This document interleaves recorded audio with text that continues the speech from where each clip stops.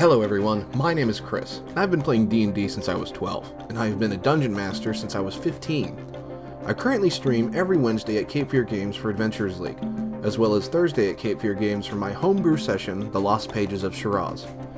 This video is going to have an interesting topic. The request comes from Darren O'Neill, who is a fellow member of the Facebook group All Things D&D.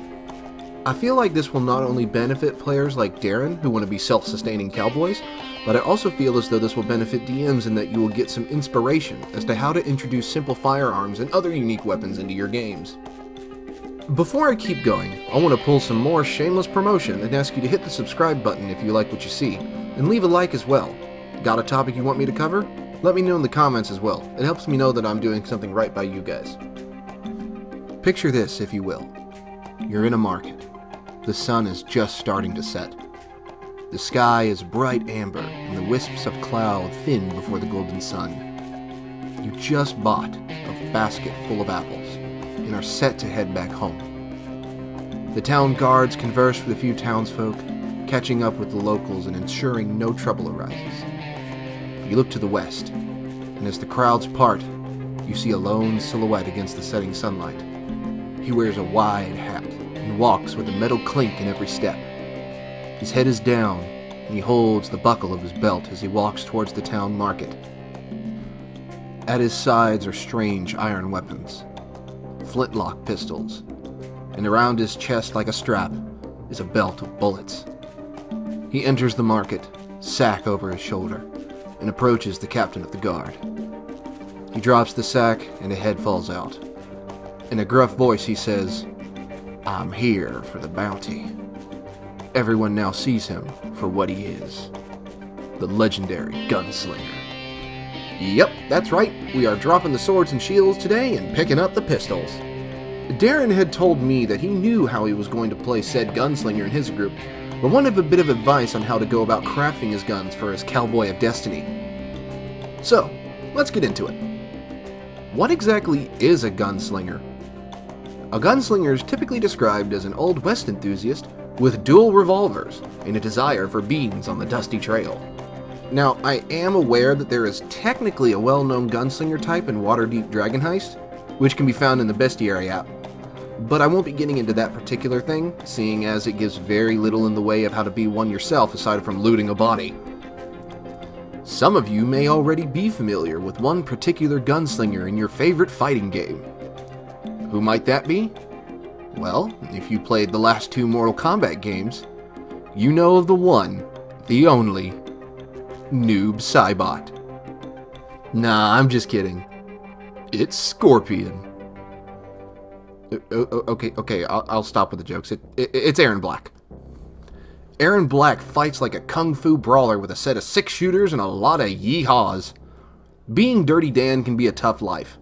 You gotta get your own can of beans. You gotta giddy up your own horse. Okay, I'll stop with the cowboy puns and just get to it. Now, I'm not going to go into how to create your own gunslinger, not in this video at the least. If you want that in another video, let me know in the comments down below.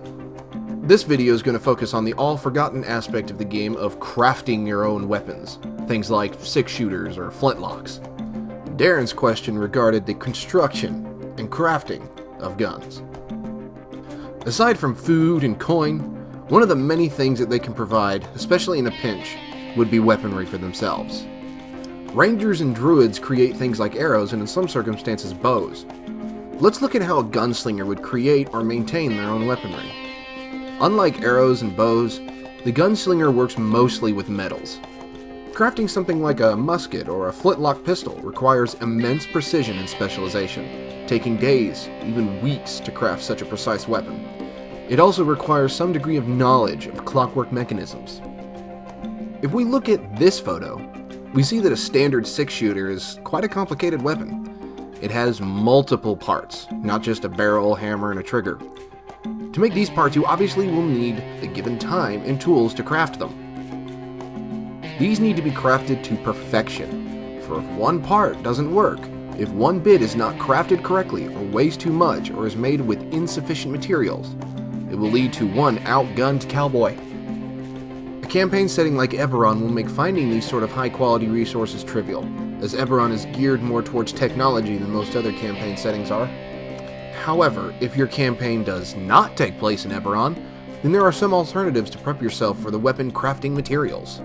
In most campaign settings, like that of Forgotten Realms or Greyhawk, the average blacksmith can supply you with bulk standard metalwork, like swords, axes, and armor, things on large scales.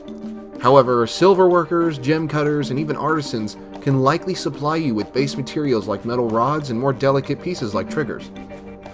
Dwarves are likely to be the ones that can provide you with the best artisans, and so long as you have the blueprints, at your DM's discretion, there is no limit to the parts that you can have made.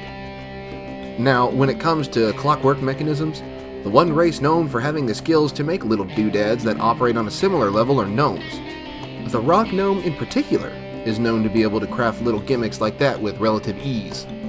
If you can find a gnome craftsman in the city or town, then there is no reason that you can't hand them the blueprints and get all the gun gears you could possibly afford. To go more in line with what Darren was asking, what if you want to make it yourself? Well, this is where we get into the concept of applicable character traits. Now, for most gunslingers, the Outlander or Hermit background works on point with your gruff attitude, and that won't get in the way of you knowing who has what tools for you to maintain your own gear. What about if you literally want to make your own guns like Darren asked?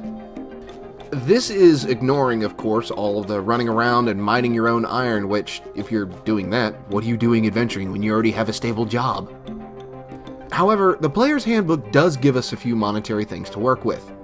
This next bit is going to assume that you not only have smith's tools, tinker's tools, and the proficiency with both of those to get the job done, but also the initial base resources such as the iron to work with. A few pounds of iron is literally just a few silver, so unless you're super strapped for cash, you can get some materials. The character background you're going to want to shoot for is the Guild Artisan, which gives you proficiency with one set of tools. Then you can just take another set if you can afford it and just work with that. But I recommend the Tinker's tools over the Smith's tools, as you can pay most artisans to craft the gears and triggers you need, but it's you who needs to maintain the weapon and take it apart like a carburetor and put it back together.